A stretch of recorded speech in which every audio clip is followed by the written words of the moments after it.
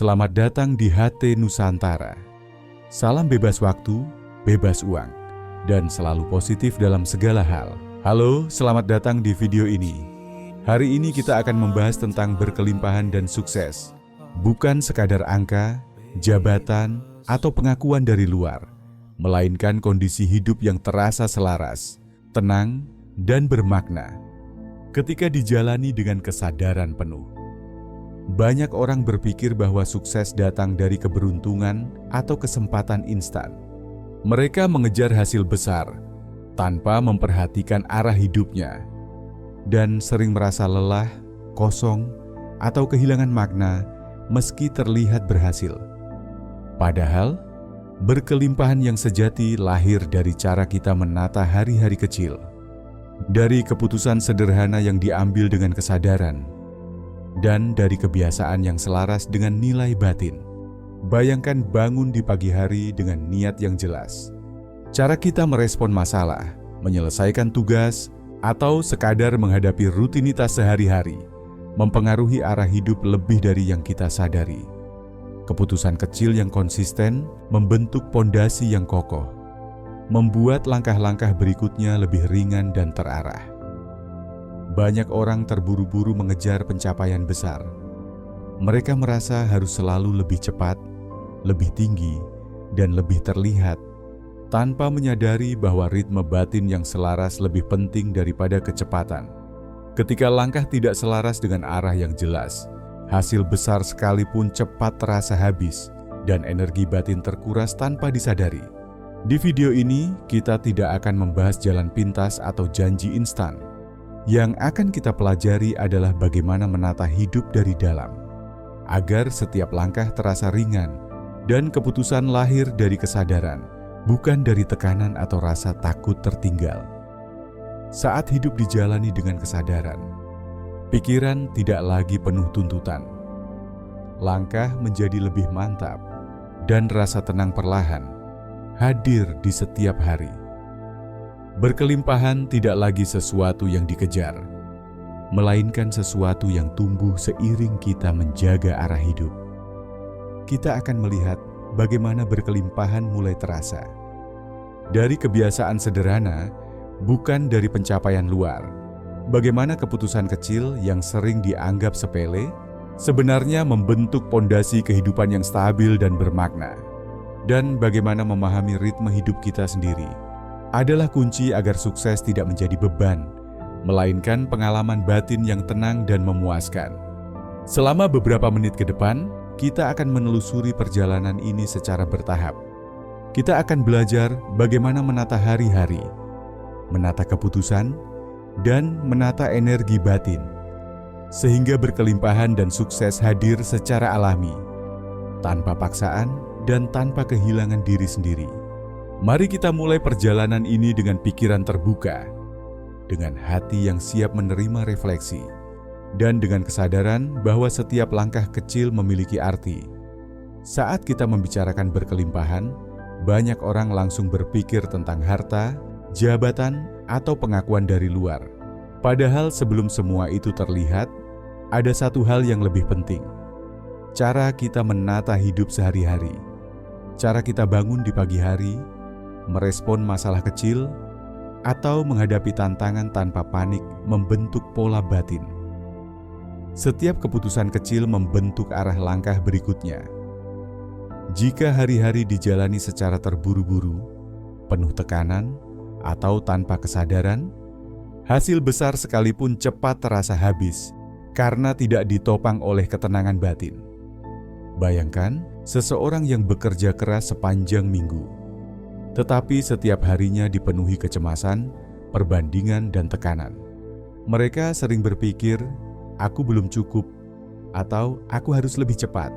Padahal energi yang hilang karena perasaan ini sebenarnya bisa digunakan untuk membuat langkah lebih mantap dan hasil lebih stabil. Berkelimpahan yang sehat tidak lahir dari rasa takut tertinggal, melainkan dari kesadaran bahwa setiap langkah kecil membentuk pondasi yang kuat. Menata hidup bukan berarti berhenti bergerak. Ia berarti memahami ritme batin sendiri. Kapan harus maju, kapan harus menunggu, kapan harus merenung. Ada masa membangun, masa merawat, dan masa melepaskan hal-hal yang tidak lagi sejalan. Orang yang terburu-buru sering melewatkan fase-fase ini, sehingga energi mereka tersebar dan langkah terasa berat. Contohnya, seorang pekerja yang ingin sukses di karier, jika ia hanya fokus mengejar target tanpa memperhatikan kesehatannya, hubungan, atau keseimbangan batin, maka pencapaian akan terasa kosong. Sebaliknya, seseorang yang menata hari dengan jelas, menjaga ritme, dan mengambil keputusan dari kesadaran akan menemukan bahwa langkahnya lebih mantap dan hasilnya terasa lebih memuaskan. Berkelimpahan dan sukses juga bukan tentang siapa paling cepat atau paling banyak. Ia tentang siapa paling selaras dengan jalannya sendiri. Contohnya, seorang seniman yang konsisten berkarya setiap hari, tidak membandingkan dirinya dengan orang lain. Ia mungkin tidak selalu mendapat sorak-sorai dari dunia luar, tetapi setiap karya yang lahir terasa utuh, bermakna, dan memuaskan batin. Salah satu tantangan terbesar adalah tekanan dari lingkungan dan media. Kita sering melihat kesuksesan orang lain yang tampak sempurna dan merasa harus mengejar hal yang sama. Tekanan ini membuat kita kehilangan arah. Keputusan lahir dari keinginan pengakuan, bukan dari kebutuhan batin. Di titik ini, keberhasilan luar seringkali terasa melelahkan dan tidak memuaskan. Berkelimpahan sejati hadir dari rasa cukup yang jujur. Rasa cukup bukan berarti berhenti berkembang, tetapi memahami bahwa nilai diri tidak diukur dari kecepatan atau perbandingan dengan orang lain. Saat kita berhenti membandingkan diri, pikiran mulai menemukan ruang dan kejernihan muncul. Kita bisa melihat mana yang penting untuk diperjuangkan dan mana yang hanya menjadi beban dari tuntutan luar. Menata hidup berarti berani menyederhanakan, mengurangi kebisingan, dorongan untuk selalu membuktikan diri, dan tekanan yang tidak perlu. Bukan untuk menjadi pasif, tetapi agar setiap langkah memiliki arah yang jelas. Ketika hidup disederhanakan, energi tidak lagi tersebar ke banyak hal. Fokus menjadi lebih utuh. Dari fokus inilah, peluang yang sesuai mulai terlihat dan dapat diambil dengan percaya diri. Sukses yang menenangkan tidak memaksa diri kehilangan jati diri. Ia memberi ruang untuk bernapas, memberi waktu untuk bertumbuh, dan tidak menuntut kita memenuhi definisi orang lain tentang keberhasilan. Berkelimpahan pun tidak selalu hadir dalam bentuk besar. Kadang ia hadir sebagai ketenangan saat mengambil keputusan, kadang sebagai rasa damai ketika menjalani hari, dan kadang sebagai keyakinan bahwa hidup sedang bergerak, meski tanpa sorak-sorai atau pengakuan orang lain. Saat kita mulai menghargai proses, kesalahan tidak lagi menakutkan, kegagalan tidak lagi mematahkan arah, melainkan memperjelas langkah yang perlu diperbaiki. Perubahan besar jarang terjadi sekaligus. Lebih sering lahir dari keputusan kecil yang dijaga secara konsisten. Cara berpikir, cara merespon, dan cara memperlakukan diri sendiri. Saat kita berada di tengah perjalanan hidup, sering muncul godaan untuk mengambil jalan pintas. Kita melihat orang lain berhasil lebih cepat dan membandingkan diri tanpa henti. Pertanyaannya, apakah kita mengejar sukses untuk diri sendiri atau untuk pengakuan orang lain? Menjawab pertanyaan ini adalah kunci agar berkelimpahan terasa nyata dan bukan sekadar angka atau simbol. Bayangkan, seorang pengusaha muda yang sibuk mengejar target besar. Setiap hari dipenuhi rapat, laporan, dan strategi baru. Jika ia tidak menata energi batin, fokus, dan ritme harian, meski omset meningkat, rasa cemas dan lelah tetap menghantui.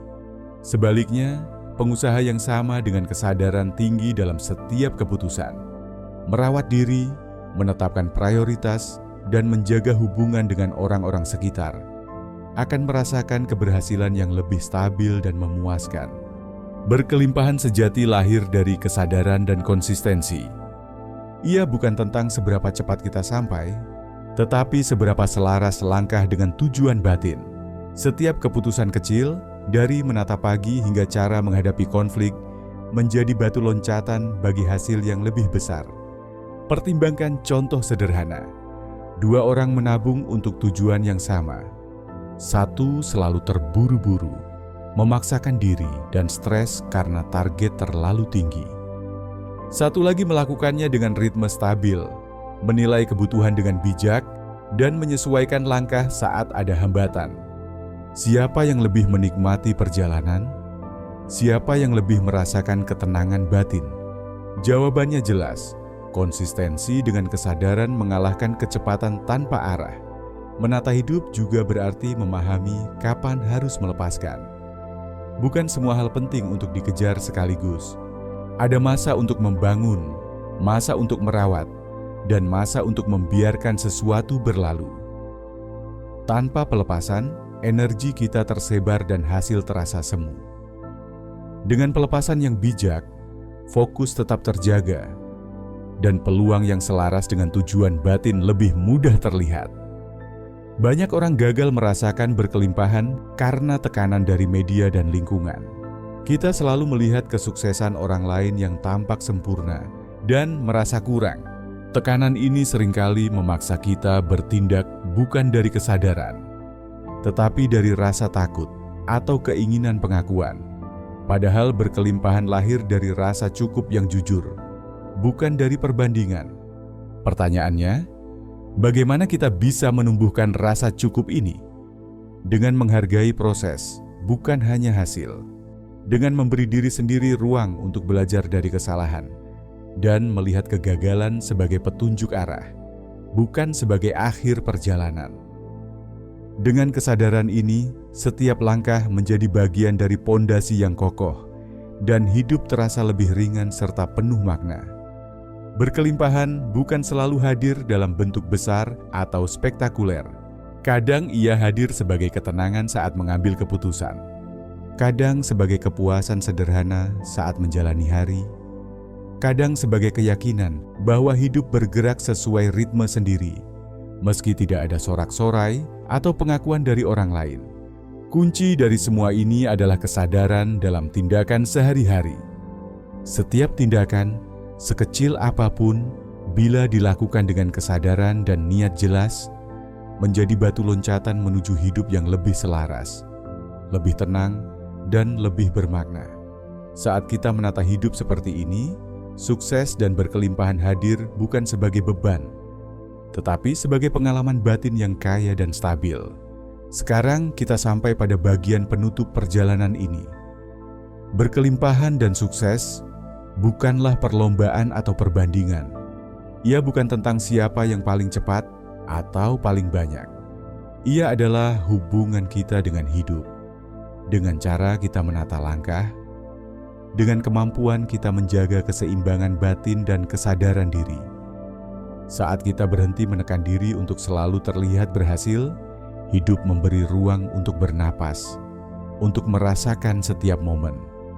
Ketika kita berhenti mengejar pengakuan, arah hidup menjadi lebih jujur, dan langkah-langkah kita terasa mantap dan selaras.